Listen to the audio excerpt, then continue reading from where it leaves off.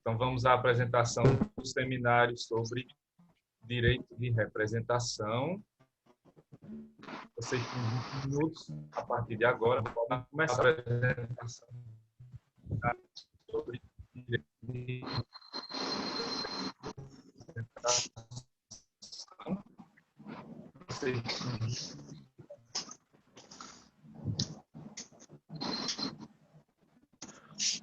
Bom dia a todos.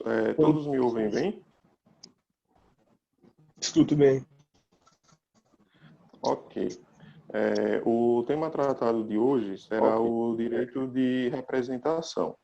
O Instituto do Direito de Representação, ele tem arcabouço legal nos artigos 1851 ao 1856 do Código Civil. De forma geral, a gente pode afirmar que no direito sucessório existem duas formas de suceder: a sucessão por direito próprio e a sucessão por representação. A sucessão por direito próprio, ela ocorre quando a pessoa vem a óbito e a herança ela é deferida ao herdeiro mais próximo, seja em decorrência do vínculo de parentesco ou de conjugalidade, que venha a ser o cônjuge ou o companheiro. Já na sucessão por representação, acontece quando alguém ele é chamado para responder em lugar do parente mais próximo do decujus, porque ele é pré-morto, ausente ou é incapaz de suceder. Essa parte do pré-morto, ausente ou incapaz de suceder, ele vai ser melhor abordado nas causas do direito de representação. Então, para exemplificar melhor, para dar um exemplo mais prático, mais didático do que seria o direito da representação em si, eu trouxe um exemplo aqui. Digamos, e aí eu vou usar até os nossos colegas como exemplo.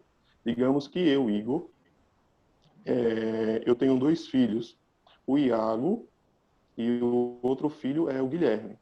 Só que esse meu filho, Guilherme, ele já é falecido. E aí o que é que acontece? Quando eu venho a óbito, em linha reta descendente, fica apenas o Iago. Mas aí, para que não seja causada uma injustiça, é até uma forma de mitigar o direito à herança, os filhos do Guilherme, ou seja, os meus netos, eles são chamados para representar o Guilherme. Então, é mais ou menos isso. Mas aí, no decorrer da apresentação, acredito que ficará mais claro essa abordagem. Pode passar, professor. Bom dia. Tá dando para me ouvir? Sim. Eu vou explicar melhor qual a finalidade do direito de representação sucessória.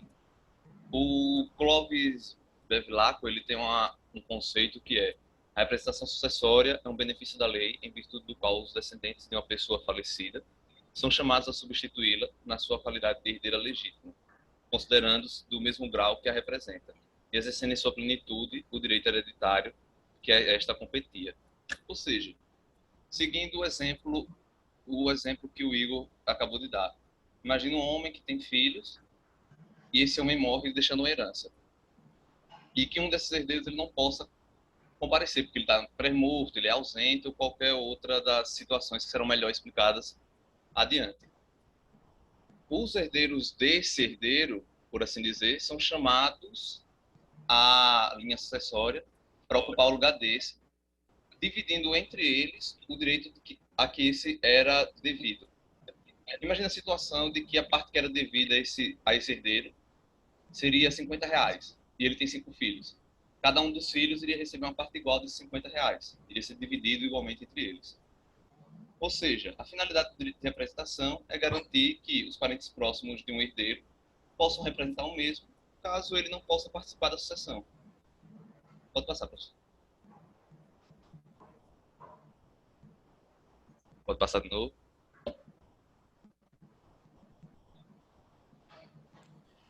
Professor? Bom dia. Eu fiquei com a parte dos requisitos para o direito da representação e, assim, para que ocorra o direito de representação, é necessário que preencha esses seguintes pressupostos que vocês estão vendo. O primeiro requisito é para que o representado tenha falecido antes do representante, salvo as hipóteses de ausência, indignação e deserdação. É salvo também o desaparecimento do domicílio sem dar notícia do paradeiro. É salvo nos artigos 1163 do CPC, o 1814 e 1816 do Código Civil. O segundo requisito é para que o representante seja descendente do representado. Nesse caso, a representação, ela meio que se caracteriza com efeito pela chamada do descendente para substituir o ascendente em uma sucessão. Quando ela é feita em linha reta, meio que o filho substitui o pai na sucessão do avô e assim por diante. Só que quando ocorre em uma linha colateral, o filho substitui seu pai na sucessão de um tio em concorrência com outros tios. No terceiro requisito, é que o representante tenha legitimação para herdar do representado no momento da abertura da sucessão. Já nessa condição, ela é aferida em relação ao sucedido e não no representado, não ao representado. O representante, ele ocupa a posição deixada pelo representado, mas não herda dele, mas sim do de cujus, e tende a apresentar legitimação sucessória para essa finalidade. Tipo, nesse caso, ele não é uma decisão assim pacífica entre os doutrinadores. Se eu não me engano, acho que é Silvio Venosa, que explica que ele entende como o representante recebe a herança diretamente do avô, isso será tão ofensivo ao direito, a tentativa de homicídio contra este, como o pai do pré-morto, por exemplo. Por isso, o indigno não está inibido de herdar só em relação ao pai que representa, senão também com relação ao avô, que é do de cujo tratado. Mas na doutrina, nesse caso, ele predomina o entendimento de que a legitimação para herdar é aferida em relação ao sucedido e não ao representado. No quarto quesito, né, esse que não haja solução de continuidade, quase não saiu, no encadeamento dos graus entre representante e representado. Bom, nesse caso, não pode o neto saltar sobre o pai vivo a fim de representá-lo na herança do avô, salvo em casos de ausência, indignidade e deserdação. Se o representante encontra num grau intermédio um parente sucessível vivo ou renunciante, ele é detido e não tem direito à herança, porque ele não pode ocupar o lugar do representado. Se o filho está vivo, ele não pode ser representado pelos seus filhos. Se um herdeiro renuncia, não pode ser chamado seus sucessores no seu lugar. E, por fim, que reste no mínimo um filho do de cujus ou, na linha colateral, um irmão do falecido. Isso porque se todos os filhos do falecido já morreram, ou todos os irmãos destes, os netos, por exemplo, no primeiro caso, e os sobrinhos no segundo herdam no direito próprio. Pode passar, professor. Bom dia. Tá dando para ouvir bem? Ok. Eu vou falar sobre as causas ou hipóteses do direito de representação, que são 4. A primeira já foi até abordada, assim por alto, que seria aí na hipótese de linha reta descendente, no caso de pré-morte. O que ocorre nesse caso? Eu vou dar um exemplo aqui. Nós temos aí um avô, um filho, um pai e um filho, certo? O avô seria aí o de cujus dessa hipótese. Se o filho deste avô ele vem a falecer, ele se tornaria aí pré-morto desse de cujus, certo? Dessa forma aí, quem teria o direito de representá-lo seria o seu filho ou neto desse avô, nessa hipótese. Dessa forma, o filho representaria o pai para herdar aí os valores do de cujus, que seria o seu avô. Mas é necessário a gente fazer aí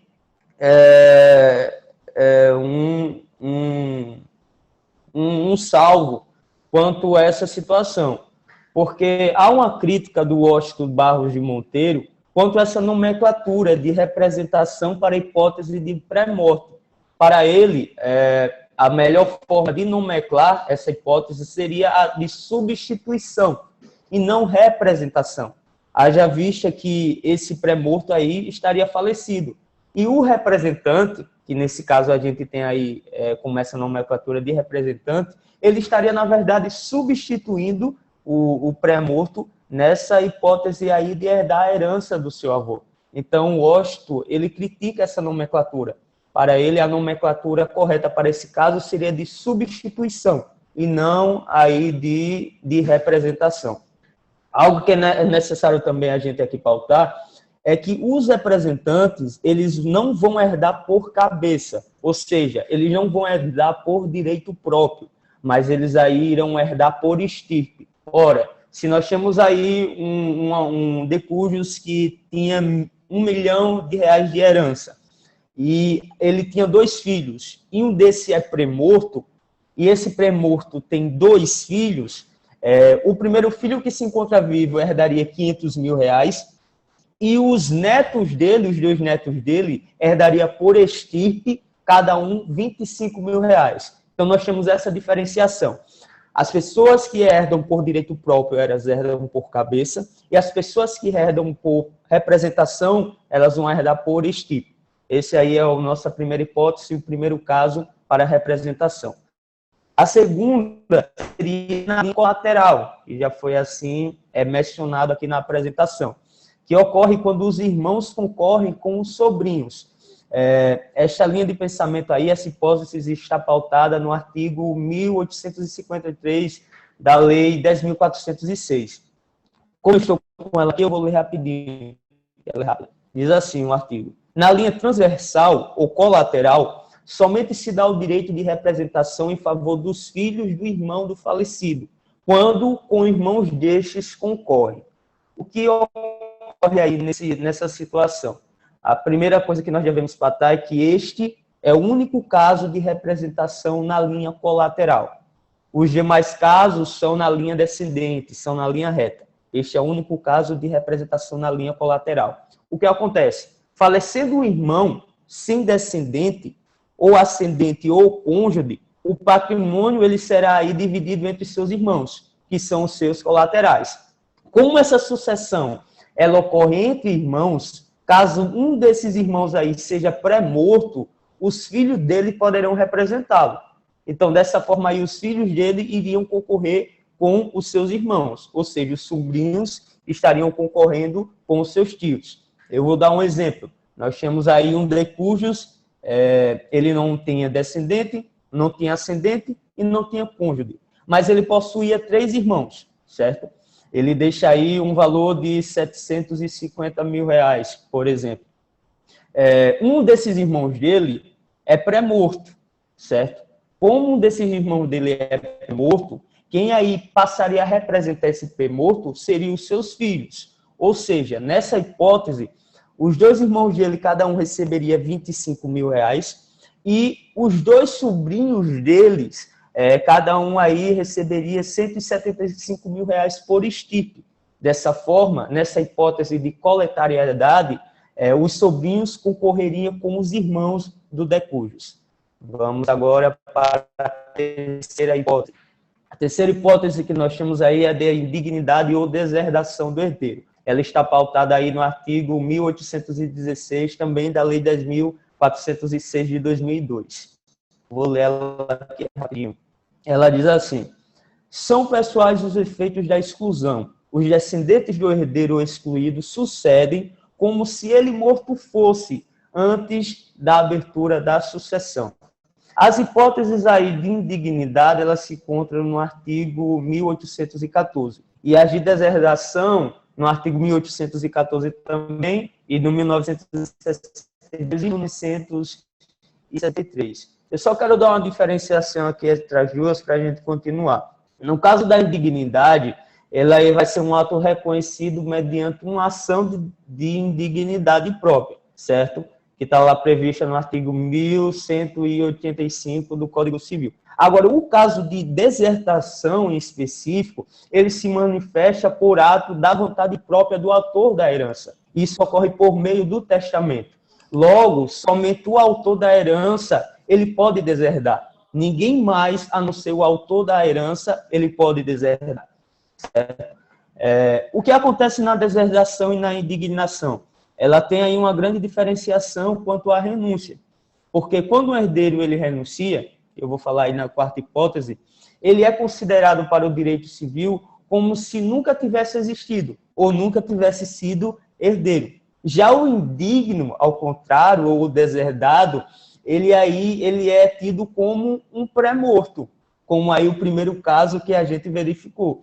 Ele aí, nessa hipótese, ele é tido como um pré-morto, antes da abertura da sucessão, claro. Ou seja, dessa forma, os filhos desse indigno ou desse deserdado, eles vão receber o que deveria ter sido entregue ao seu pai, por representação, por haver essa lacuna aí. Dessa forma, o indigno ou deserdado, ele é considerado como um pré-morto e os seus filhos, eles passarão a herdar a sua parte nessa herança, certo? Vamos aí à quarta e última hipótese. Não menos importante, mas é até mais simples de a gente entender. Que, no caso, é a hipótese de que o renunciante de uma pessoa representa outra na sucessão.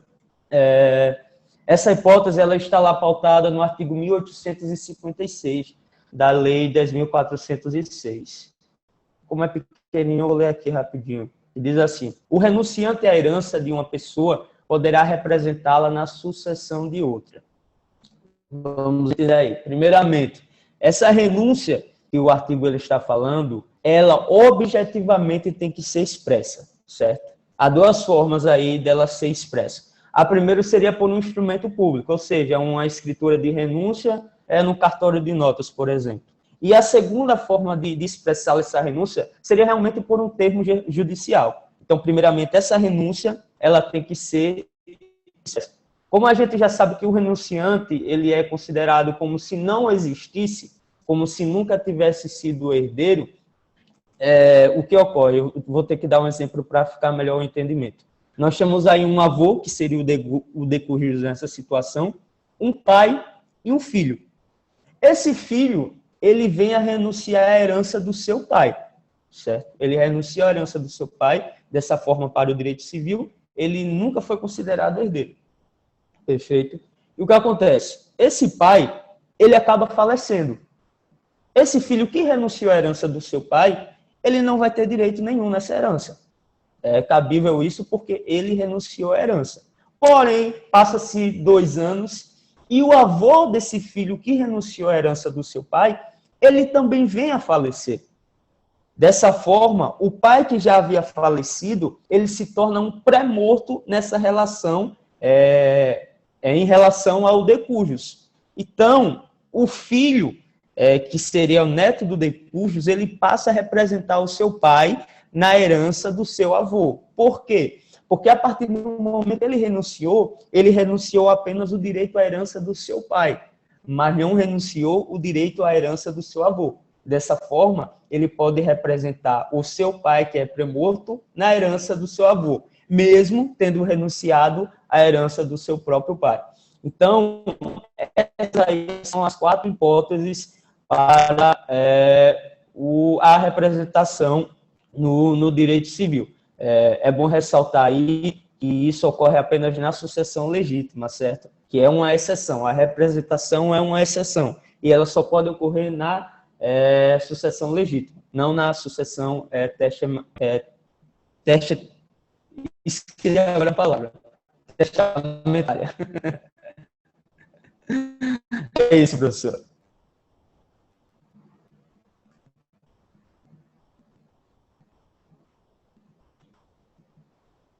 Professor, pode passar o slide? Eu não sei se... É só isso mesmo? Pronto. O nosso colega estava com a parte de herdeiros, mas ele não pôde vir, a classe de herdeiro. Mas como eu quis abranger o assunto para apenas dar, pelo menos, esse lado na classe de herdeiros, que o seu café entendido. Tá dando um problema na sua conexão, não tá dando para entender bem o que está falando. Na verdade, pode passar, professor, porque... De qualquer forma, você já abordou isso na apresentação, quando foi falando aí dos casos, né? Então, Isso, professor. Já está bem colocado. O senhor pode passar aqui agora, vai ser o nosso outro colega, ele vai falar sobre outra parte do slide. Esse é o último slide, efeitos. Bom dia, professor, bom dia, colega de turma. Bom dia. Vocês estão bem? Sim. Ok. Eu vou falar sobre os efeitos do direito de representação. Dentre esses efeitos produzidos pelo direito de representação,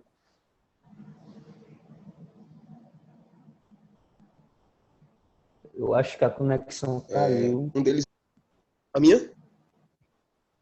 Parou, mas voltou novamente. Ok. Mas estão ouvindo? Sim. Ok.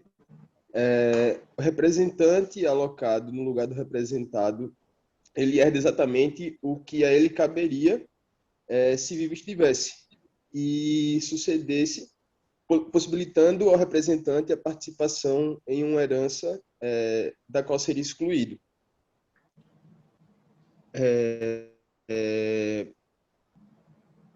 Em decorrência de postulados emanados pelo princípio de que o parente mais próximo afasta o mais remoto. Um exemplo disso, né, que essas pessoas passam a ocupar a posição de herdeiro, que substituem com os mesmos direitos e encargos. Tá ouvindo? Sim. Agrupadas também, porém numa unidade inorgânica. Um outro efeito a ser mencionado está relacionado ao fato de o representante, parente ou autor da herança em grau mais remoto herde como se fosse do mesmo grau do representado, afastando outros parentes que sejam de grau mais próximo do que o seu. A cota-parte hereditária dos que herdam por direito de representação não respondem pelos débitos do representado, mas sim pelos do autor sucessiones, sei lá. E, ao lado disso, o quinhão do representado será dividido em partes iguais entre os representantes. Logo, se o de cujos deixou um filho vivo e 3 netos de outro filho pré-morto, será a herança dividida em 2 partes iguais, sendo que uma caberá ao filho sobrevivo e a outra partilhada igualmente entre os netos, filhos do pré-morto. Os netos do pré-morto. Como se vê na sucessão por estirpe, não se pode dividir o acervo hereditário pelo número de pessoas que irão recebê-lo, pois a ideia central da representação é a partilha da herança em tantas porções quantas forem as estirpes. Sendo que dentro de cada estirpe será a cota subdividida pelo número de representantes, igualmente. Para finalizar, gostaria de dizer que terão os representantes que trazer à colação valores recebidos em razão de doações feitas pelo representado, mesmo que os bens doados não integrem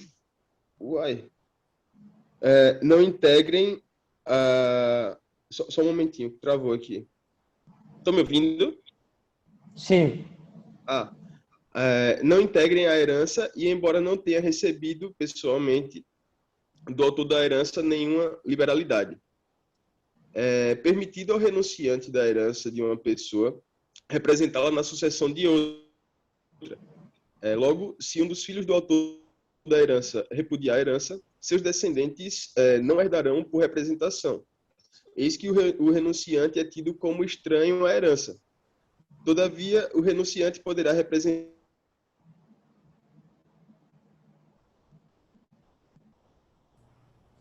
Agora Tá travou. bom. Não aparece nem sua imagem e nem o áudio.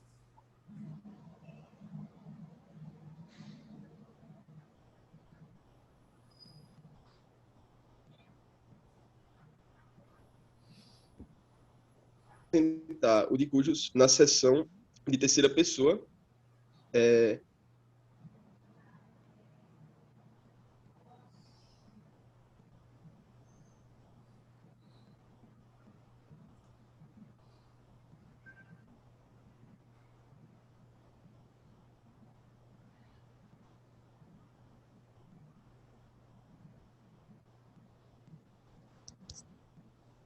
Bom, a conexão dele caiu. Enquanto ele volta, eu vou adiantando as perguntas a vocês, certo? Bom, é o seguinte. Alô? Oi, Iago. Voltou, mas aí... Voltou? Voltou, só que eu nem lembro mais onde é que você estava, porque travou várias vezes, é melhor começar de novo. Nossa, tá horrível. Tá horrível aqui a chamada, eu não tô conseguindo ouvir nada. Deixa eu reiniciar aqui a internet.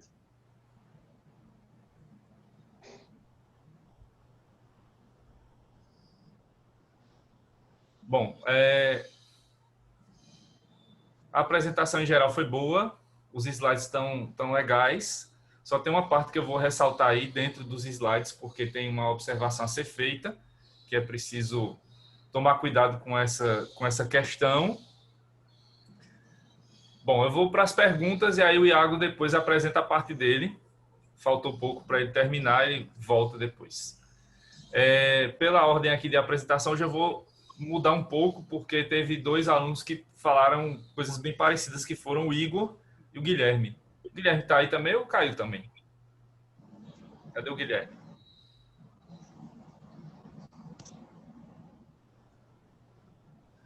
O Guilherme também não está.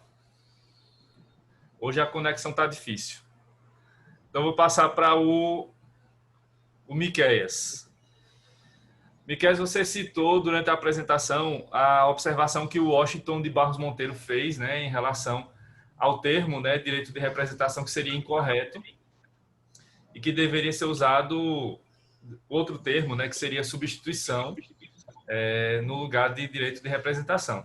Mas aí tem um problema, né, que eu queria que você falasse um pouco sobre isso, porque já existe no direito das sucessões outro termo, né, usado, que é substituição. Então, usar substituição aqui não seria confundir, né, causar confusão com a substituição do direito testamentário, da sucessão testamentária?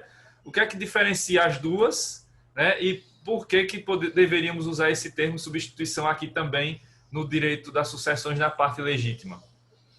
Sim, entendi. No caso, realmente, no direito testamentário, a gente não teria nem hipótese de representação, né? Porque dessa forma, a gente estaria meio que esquecendo da primazia do direito testamentário, que é o de cujos, ele escolher alguém ali para herdar por testamento. Se a gente colocar um representante para a pessoa que o de cujos escolheu, a gente estaria saindo do foco dessa sucessão.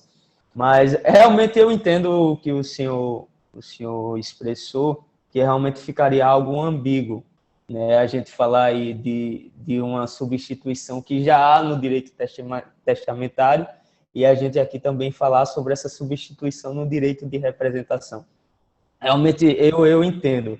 O que o Washington ele realmente fala e que ele critica é a questão de alguém estar representando o premorto, certo? Pelo fato, o simples e maior fato de aquela pessoa já estar morta. Então, realmente, ele acha e ele defende que a melhor forma de nomenclar seria a substituição. Mas, levando nessa linha de perspectiva do senhor, realmente ficaria algo ambíguo a gente usar substituição para a parte de sucessão testamentária e a gente aqui também usar substituição termo para a questão de sucessões de representação, já que realmente a pré-morte, a representação por pré-morte, realmente nós estaríamos aí na ala de representações e não substituição. Nessa parte realmente eu tenho que concordar com o senhor, ficaria algo ambíguo para esse caso. não seria, de certa forma, o correto a se usar. Eu realmente entendo mais nessa linha realmente do Washington.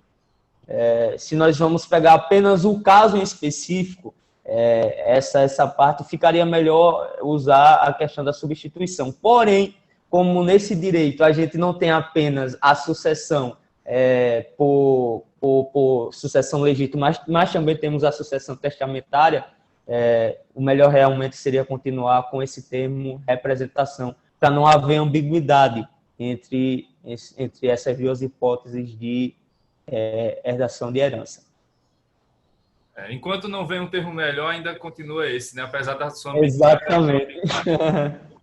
Realmente, não dá para usar substituição, né? O Washington tá certo na sua crítica, mas o termo foi infeliz, porque já existe a substituição testamentária que tem outra natureza, né? Não é a mesma, como você explicou.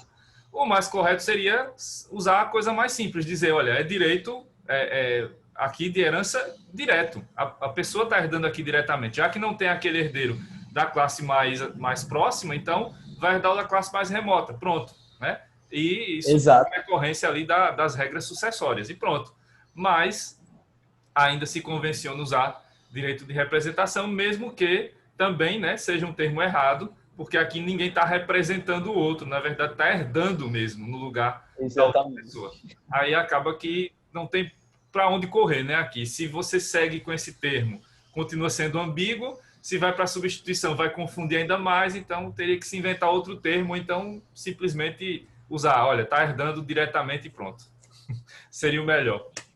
Exato. Pois bem, cadê o Iago? Voltou? Ele voltou e caiu de novo, não foi? Foi, tá complicada lá a conexão. Então, eu vou fazer o seguinte, eu vou encerrar aqui, falta 1 minuto e 10, então vou encerrar um pouquinho mais cedo aqui a primeira parte, para ver se quando voltar as coisas já voltam melhores, aí eu deixo o Iago terminar a parte que falta e aí a gente continua e conclui, tá certo? Já volto. Ok, tá certo.